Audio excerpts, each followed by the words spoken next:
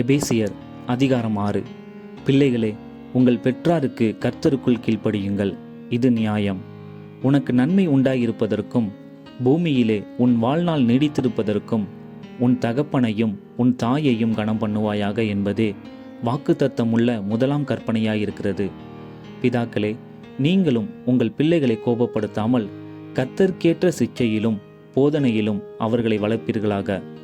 வேலைக்காரரே, நீங்கள் கிறிஸ்துவுக்கு கீழ்ப்படுகிறது போல சரீரத்தின்படி உங்கள் எஜமான்களாயிருக்கிறவர்களுக்கும் பயத்தோடும் நடுக்கத்தோடும் கபடற்ற மனதோடும் கீழ்ப்படிந்து மனுஷருக்கு பிரியமாயிருக்க விரும்புகிறவர்களாக பார்வைக்கு ஊழியம் செய்யாமல் கிறிஸ்துவின் ஊழியக்காரராக மனப்பூர்வமாய் தேவனுடைய சித்தத்தின்படி செய்யுங்கள்.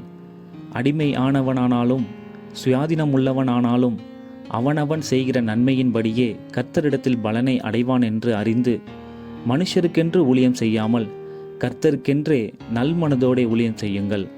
எஜமான்களே, அப்படியே நீங்களும் வேலைக்காரருக்கு செய்ய வேண்டியவைகளை செய்து அவர்களுக்கும் உங்களுக்கும் எஜமானானவர் பரலோகத்தில் இருக்கிறார் என்றும் அவரிடத்தில் பட்சபாதம் இல்லை என்றும் அறிந்து கடும் சொல்லை விட்டுவிடுங்கள்.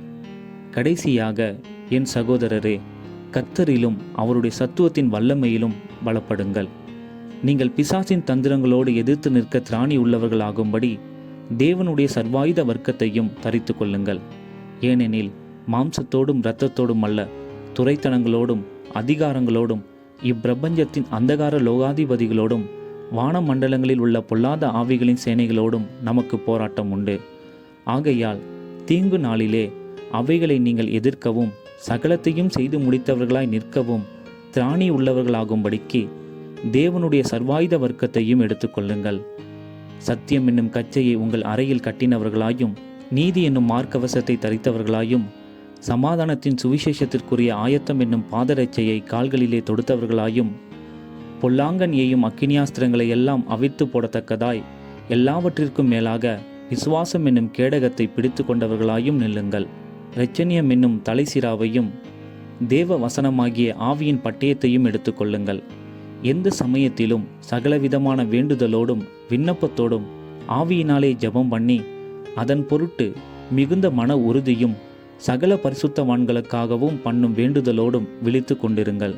சுவிசேஷத்திற்காக சங்கிலியால் கட்டப்பட்டிருக்கிற ஸ்தானாதிபதியாகிய நான் அதை பற்றி பேச வேண்டியபடி தைரியமாய் பேசத்தக்கதாக நான் தைரியமாய் என் வாயை திறந்து சுவிசேஷத்தின் இரகசியத்தை அறிவிக்கிறதற்கு வாக்கு எனக்கு கொடுக்கப்படும்படி எனக்காகவும் விண்ணப்பம் பண்ணுங்கள்.